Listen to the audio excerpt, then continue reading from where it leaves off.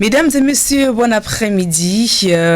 Très un plaisir de vous retrouver ce jour pour une nouvelle édition de Quotidien Santé sur Equinox Multimédia. On parle ce jour de l'hypertension artérielle, c'est un tueur silencieux. On en parle une fois de plus dans cette émission avec notre invité, le docteur Ladé Viché. Il est cardiologue et médecin à l'hôpital général de Douala. Bon après-midi, docteur. Bon après-midi à vous. Également avec nous dans ce studio, comme toujours, Florence Sengue. Florence, bon après-midi. Bon après-midi Nadine, bon après-midi docteur, bon après-midi également à tous nos téléspectateurs, auditeurs et internautes. Alors ils auront bien sûr la possibilité d'appeler dans quelques minutes pour poser bien sûr leurs questions concernant l'hypertension artérielle. Alors docteur Ladé, comment savoir qu'on est hypertendu? Ok, merci de l'opportunité que vous nous donner ici pour parler de cette maladie qui est très très importante et qui est très prévalente dans notre milieu. Oui. Et pour répondre à la question, pour savoir si on est hypertendu ou pas, la seule façon c'est de prendre ces mesures de pression artérielle à l'aide d'un tensiomètre qu'on peut s'obtenir soi-même ou bien dans un centre hospitalier. Alors la tension, elle est normale à quel moment et à quelle fréquence on devrait donc s'inquiéter? La pression artérielle, en fait, chez l'adulte, elle est normale quand elle est en deçà de 140 mm de mercure pour la valeur de haut qu'on appelle la valeur systolique et en deçà de 90 mm de mercure pour la valeur du bas qu'on appelle la pression artérielle diastolique. Oui. D'accord, docteur. Bon, généralement, l'hypertension artérielle est définie comme un tueur silencieux. On suppose donc que les symptômes ne se font pas vite savoir, mais déjà, quels pourraient être les signes d'une hypertension élevée?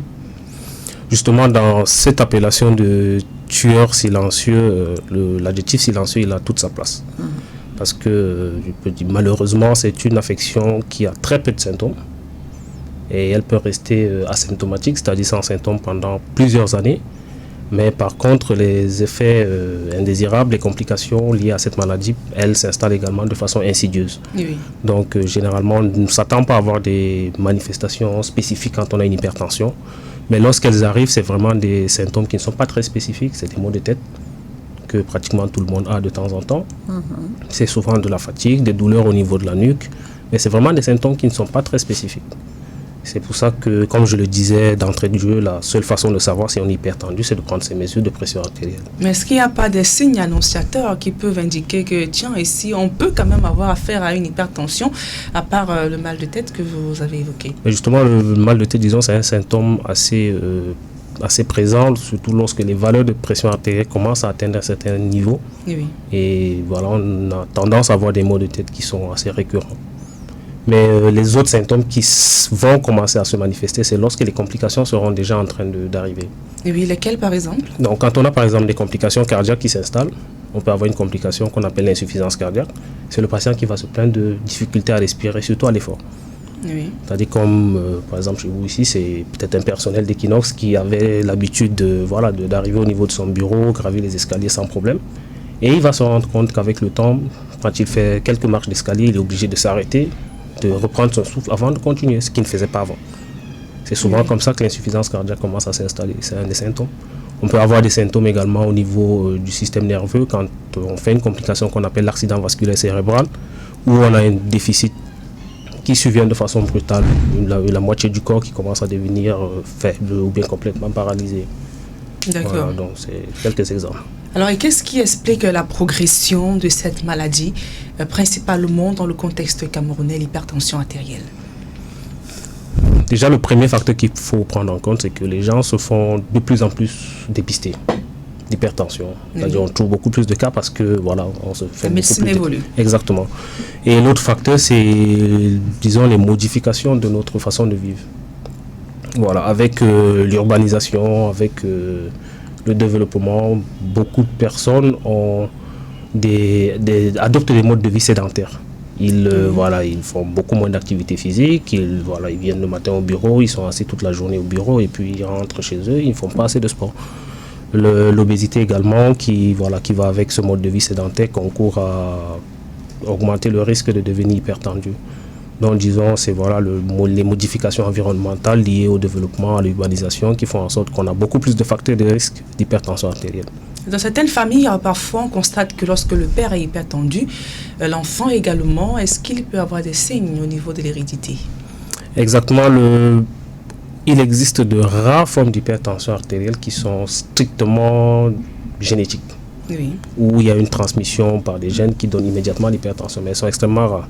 Mais par contre, les facteurs de risque de l'hypertension artérielle sont génétiques. Oui. C'est-à-dire quand on a des parents qui sont hypertendus, au niveau des enfants, ça augmente le risque qu'ils soient hypertendus par rapport aux enfants dont les parents ne sont pas hypertendus. Oui. Mais le fait d'avoir des facteurs de risque d'hypertension artérielle ne veut pas dire qu'on va obligatoirement devenir hypertendu. Ça nous attire plutôt l'attention sur le fait de mettre en place des mesures hygiéno-diététiques pour prévenir dans l'hypertension artérielle, de faire régulièrement du sport, de manger plus sain et d'éviter l'obésité. C'est ainsi qu'on pourra réduire vraiment ce risque d'hypertension artérielle. D'accord. Maintenant, est-ce que prendre sa pression artérielle une fois en passant suffit pour poser le diagnostic? Donc, suffit pour dire qu'on est hypertendu ou pas du tout? Ah, justement, une seule pression artérielle en passant ne suffit pas pour poser le diagnostic d'hypertension artérielle. C'est vrai, quand on prend la tension une fois en passant et qu'elle est normale, ça nous rassure. Oui. Mais lorsqu'elle est élevée, il faudra en fait consulter un médecin. Déjà pour reprendre la tension artérielle dans des conditions qui sont vraiment adéquates pour une bonne prise de pression artérielle. Et les mesures doivent être répétées sur plusieurs consultations, et à chaque fois quand on aura des chiffres de tension au-dessus de la normale, là on se dira qu'on est en face d'une hypertension artérielle. Mais une seule tension ne suffit pas. D'accord. Et à partir de quel âge on peut être exposé à une hypertension artérielle? Généralement à partir de 40 ans. Oui. Généralement à partir de 40 ans. Déjà, ce qu'il faudrait savoir, l'hypertension artérielle, c'est vraiment un grand groupe. On a plusieurs types. Oui. L'hypertension artérielle essentielle, c'est la forme la plus rencontrée dans notre environnement. 95% des hypertensions artérielles, c'est ce qu'on appelle l'hypertension artérielle essentielle, et c'est celle-là qui a tendance à s'installer après l'âge de 40 ans. On peut avoir d'autres causes beaucoup plus spécifiques qui peuvent même toucher des enfants, mais c'est beaucoup plus rare, heureusement. D'accord. Et quelles sont les personnes qui sont à risque de faire une hypertension artérielle?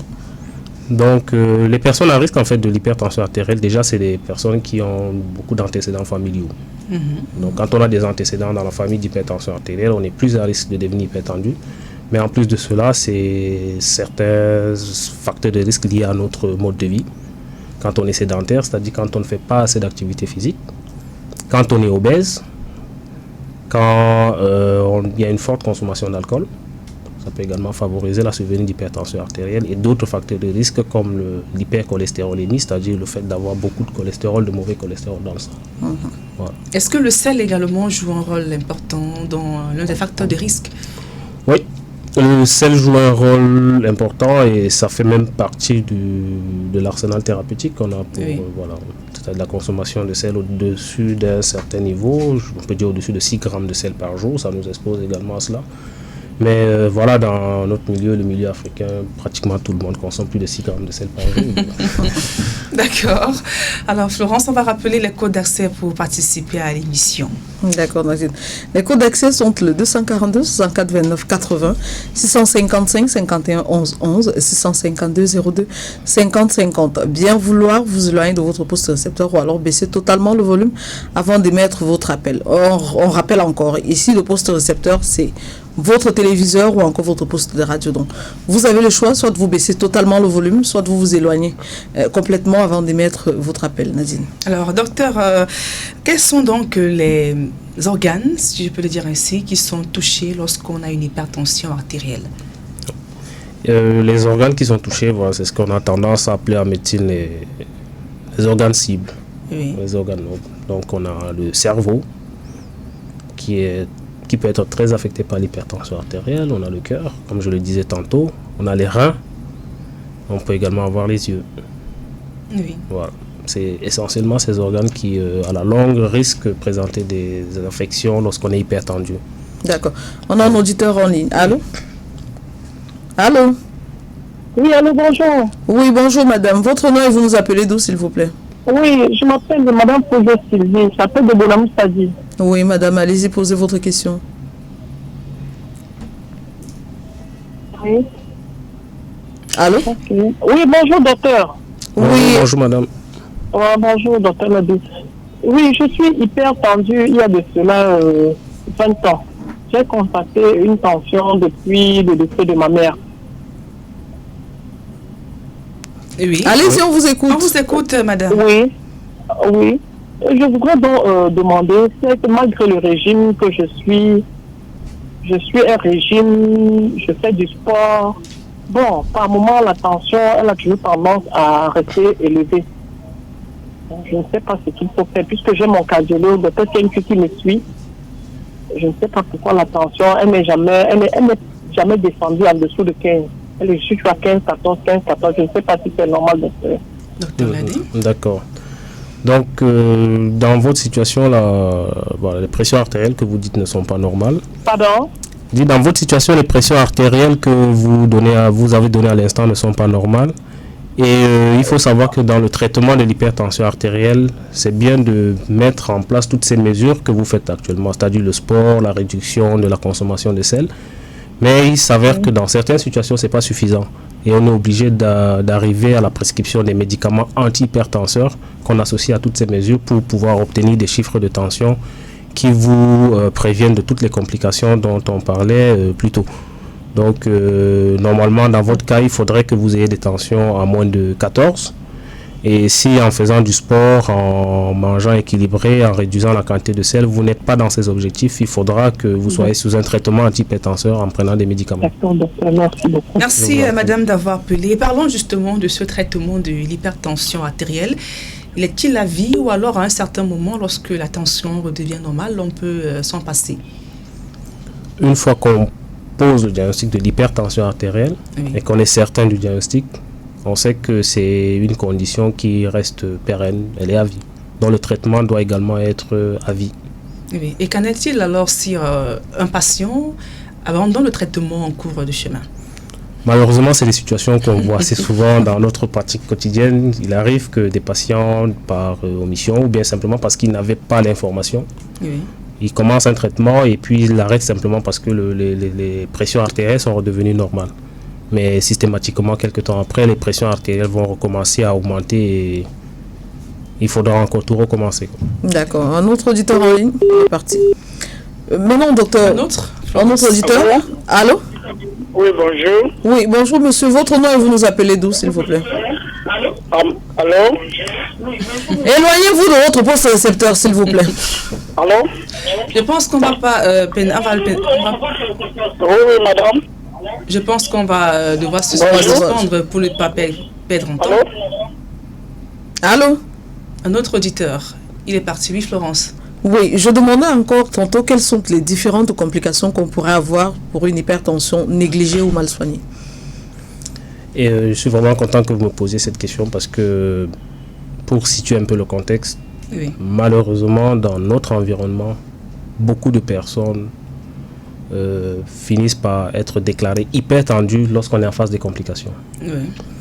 En fait, les principales complications, comme je le disais tantôt, c'est en fonction des différents organes qui peuvent être atteints. Au niveau cérébral, la première complication qu'on craint, c'est l'accident vasculaire cérébral, ce qu'on appelle l'AVC. Et qui va se manifester généralement par une paralysie qui survient de façon brutale. Et beaucoup de patients arrivent avec l'AVC. C'est dans la suite qu'on se rend compte qu'ils sont hypertendus. Et c'est des situations où forcément le patient est hypertendu pendant plusieurs années parce que voilà, on ne peut pas devenir hypertendu aujourd'hui et demain on fait l'AVC. Non, c'est pas possible. C'est des complications qui arrivent après plusieurs années d'hypertension artérielle. Donc au niveau du cerveau, je disais, c'est l'AVC. Au niveau du cœur, on peut avoir l'insuffisance cardiaque ou l'infarctus du myocarde, c'est qu'on appelle souvent les crises cardiaques. C'est-à-dire cette douleur dans la poitrine qui survient de façon brutale et qui peut même entraîner la mort, qui peut donner une mort subite. Au niveau des reins, c'est l'insuffisance rénale, qui est une des complications majeures également de l'hypertension qu'on retrouve dans notre milieu et qui amène souvent des patients à devenir dialysés. C'est des patients qui n'arrivent plus à émettre les urines, les reins ne fonctionnent plus, il faut qu'on les mette sur une machine pour faire le travail du rein, pour laver le sang comme on dit au quartier. C'est très très pénible. D'accord. On a un autre auditeur en ligne. Allô? Allô, bonjour madame. Oui, bonjour monsieur. Votre nom et vous nous appelez d'où, s'il vous plaît? Oui, je suis monsieur Kameni. Oui. Allô? Oui, monsieur. Je peux demander au médecin est-ce que lorsqu'on est hypertendu, un jour on est hypertendu pour toujours? C'est-à-dire, mon épouse par exemple, elle est hypertendue.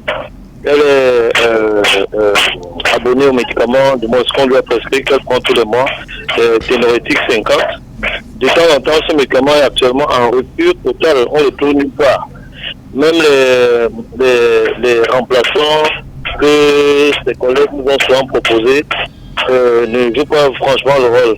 Alors, la seule solution que nous avons de temps en temps, c'est les médicaments traditionnels tels que les feuilles de cortisol et qu'elle utilise souvent par infusion et permet de passer parfois 2 mois ou 3 mois comme ça sans pouvoir retrouver le médicament normal. Et puis un beau jour on apprend qu'il y a le médicament qui est en pharmacie, on essaye d'aller les retrouver là-bas. Est-ce que, ma question donc, est-ce qu'il est possible de se déconnecter comme ça totalement du médicament d'hypertension, totalement, et ne plus jamais revenir en le faisant remplacer par un médicament naturel? Une deuxième question maintenant, c'est, moi je suis pas hypertendu, mais dernièrement on m'a pris la tension, j'avais la tension pour la toute première fois de ma vie. Et c'est redevenu normal. Donc je ne sais pas quelle conduite je dois avoir pour que ça ne revienne plus. Merci. Ok. Merci M. Kameni pour votre question. C'est pour ça que je disais que le diagnostic de l'hypertension, en fait, il y a plusieurs étapes qu'on doit franchir avant de dire qu'un patient est hypertendu. Oui. Parce que la pression artérielle d'un être humain normal fait des courbes.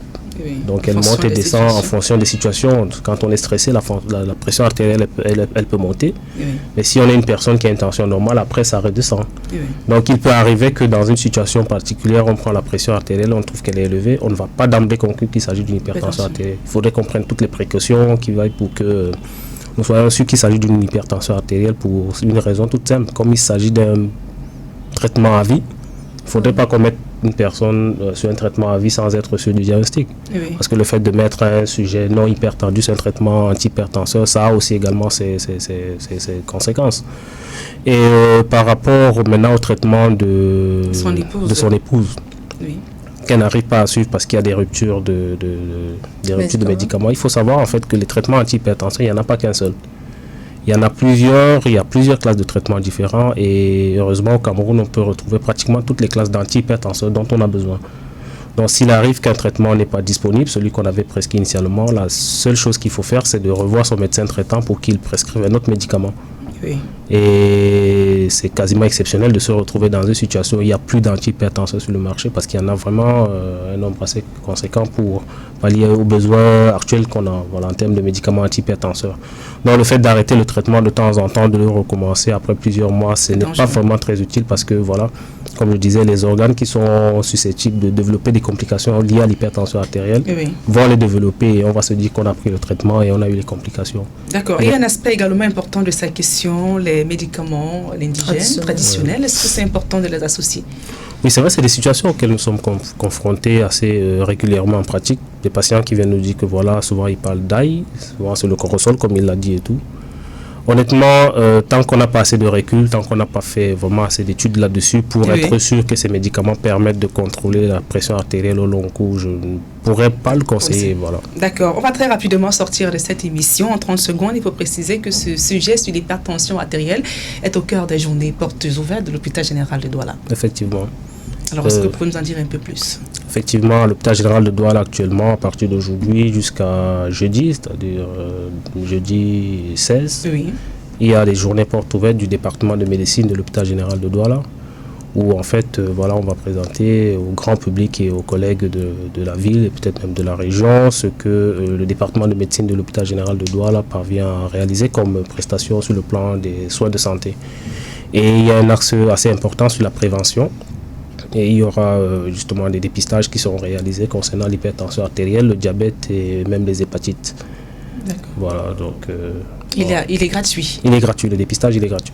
D'accord, merci. Le message, il est passé. On reviendra davantage encore là-dessus durant nos prochaines éditions de Quotidien Santé sur Equinox Multimédia. Docteur Ladé Viché, cardiologue, merci d'être venu cet après-midi. Je vous en prie, merci. Florence, merci. Vous également merci à notre réalisateur Raphaël Dipanda.